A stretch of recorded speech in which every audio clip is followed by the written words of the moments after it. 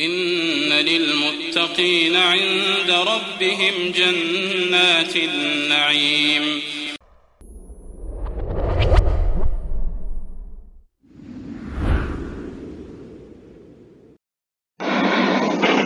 الحمد لله حمدا كثيرا طيبا مباركا فيه كما يحب ربنا ويرضاه، وأشهد أن لا إله إلا الله وحده لا شريك له، وأشهد أن محمدا عبده ورسوله صلى الله عليه وعلى آله وصحبه وسلم تسليما كثيرا. أما بعد. Berkata Al-Allamah Abdurrahman bin Nasir As-Sa'di rahimahullahu ta'ala, Al-Hadithu Al-Khamisu Wal-Ishrun,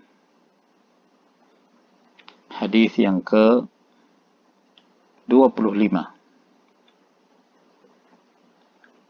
As-salatu wal-adhan wal-iqamah. Salat, adhan dan iqamah.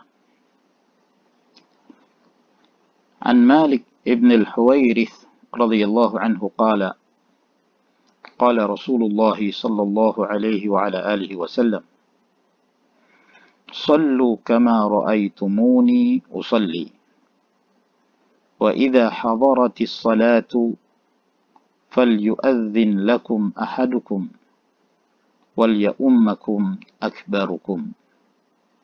Muttafaqun alaih. Hadis yang ke-25 ini membahas tentang 3 permasalahan dalam satu hadis. Masalah salat, kemudian masalah adzan, kemudian permasalahan al-iqamah. Hadis ini diriwayatkan dari Malik ibn al-Huwairith radhiyallahu ta'ala anhu. Beliau berkata, bersabda Rasulullah sallallahu alaihi wa ala alihi wasallam, sallu kama ra'aitumuni usalli. Ini poin yang pertama yang disebutkan oleh Nabi sallallahu alaihi wa ala alihi wasallam. Yang ini menjelaskan bahawa Rasulullah sallallahu alaihi wa alihi wasallam memerintahkan kepada umatnya untuk mengerjakan salat sebagaimana Rasulullah sallallahu alaihi wasallam mengerjakannya. Sallu ini adalah bentuk perintah yang artinya hendaknya kalian mengerjakan salat. Kama sebagaimana ra'aitumuni, kalian melihat aku usalli, kalian melihat aku salat, yaitu salatlah kalian sebagaimana kalian melihat aku salat. Sabda Nabi sallallahu alaihi wasallam ini diarahkan kepada para sahabat radhiyallahu taala anhum, yang ketika itu mereka menuntut ilmu langsung dari Nabi sallallahu alaihi wasallam.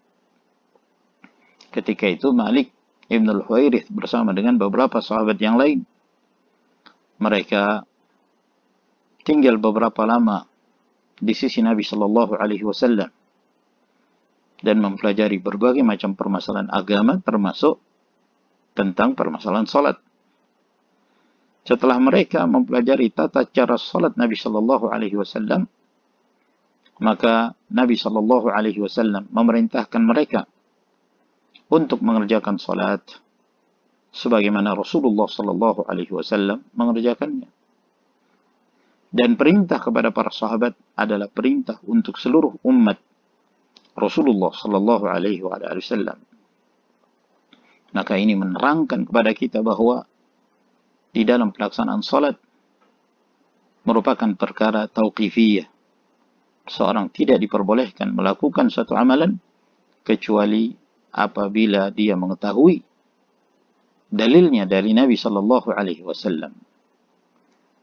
Kita tentu tidak melihat Rasulullah alaihi salatu wasallam, akan tetapi kita mendapatkan berita melalui para sahabat kemudian generasi yang berikutnya, para tabi'in, atba'ut tabi'in, dan seterusnya, sampai kemudian kitab-kitab hadis yang dikumpulkan oleh para imam dari hadis-hadis Nabi sallallahu alaihi wasallam. Lalu kemudian mereka menyusun kitab-kitab yang di dalamnya mengandung hadis-hadis Rasulullah seperti Sahihul Bukhari, Sahihul Muslim, atau Al-Kutubut Tis'ah, atau kitab-kitab Musnad, Musnad Al-Imam Ahmad, Musnad Abi Ya'la, atau kitab-kitab Mu'jam seperti Mu'jam At-Tabarani, dan yang lainnya dari kumpulan-kumpulan kitab-kitab hadis yang di sana kita bisa mempelajari bagaimana tata cara salatnya Rasulullah sallallahu alaihi wasallam. Maka Rasulullah alaihi salatu wassalam memerintahkan kepada umatnya untuk meniru beliau dalam pelaksanaan ibadah. Sebagaimana halnya Nabi sallallahu alaihi wasallam mengatakan kepada para sahabat tatkala beliau mempraktekkan langsung tentang tata cara manasik haji. Lalu beliau mengatakan, "Lita'khudhu anni manasikakum." Hendaknya kalian mengambil dariku tata cara manasik haji kalian. Maka ini merupakan salah satu syarat diterimanya amalan ibadah seorang muslim apabila dalam melakukan ibadah, di antaranya salat, dia senantiasa mengikuti bimbingan Rasulullah sallallahu alaihi wa ala alihi wasallam.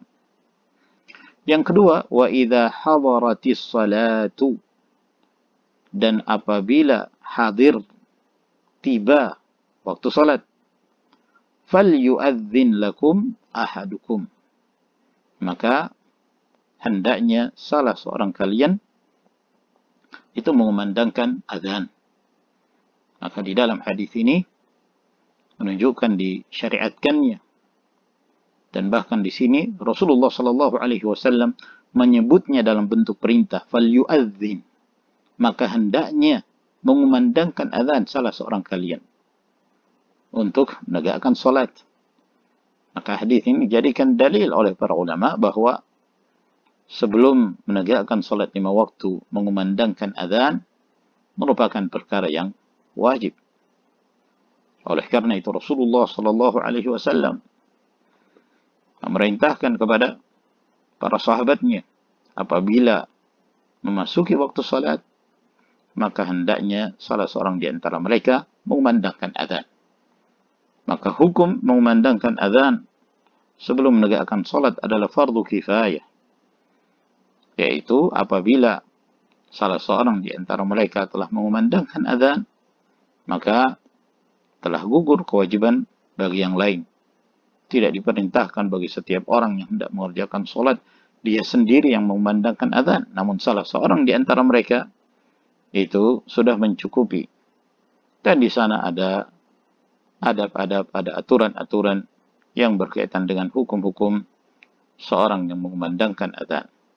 Kemudian yang ketiga yang diajarkan oleh Nabi sallallahu alaihi wasallam, wal ya'ummakum akbarukum, dan hendaknya yang mengimami kalian adalah yang paling tua di antara kalian.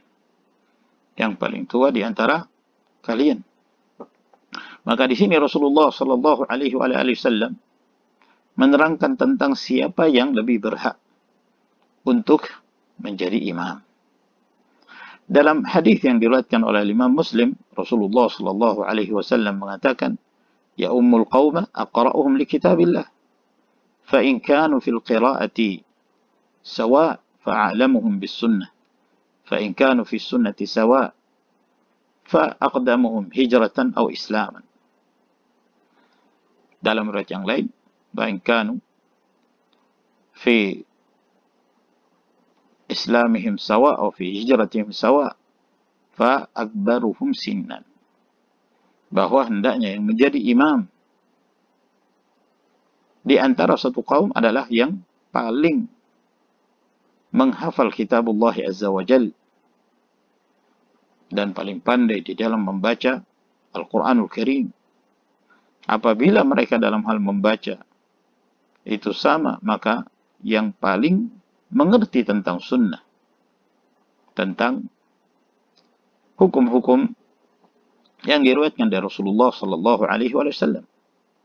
Dan apabila mereka dalam hal sunnah pun sama, maka yang paling terdahulu berhijrah atau yang paling terdahulu masuk ke dalam Islam.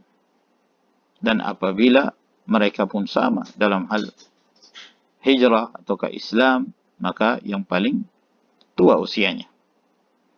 Yang paling tua usianya. Sebagaimana Rasulullah sallallahu alaihi wasallam mengatakan kabbir kabbir. Hendaknya mendahulukan yang lebih tua. Maka dalam hadis ini Nabi sallallahu alaihi wasallam menganjurkan kepada umatnya bahwa di dalam memilih imam hendaknya memilih seorang yang lebih tua usianya. Hal tersebut apabila ada di antara mereka yang lebih muda usianya yang tidak memiliki kelebihan daripada yang lain.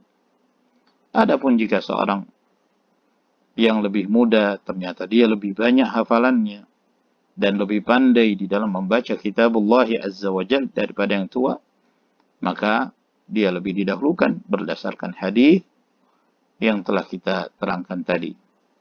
Wa sallallahu ala nabiyyina Muhammad wa ala alihi wa sahbihi wa sallama tasliman katsira walhamdulillahi rabbil alamin.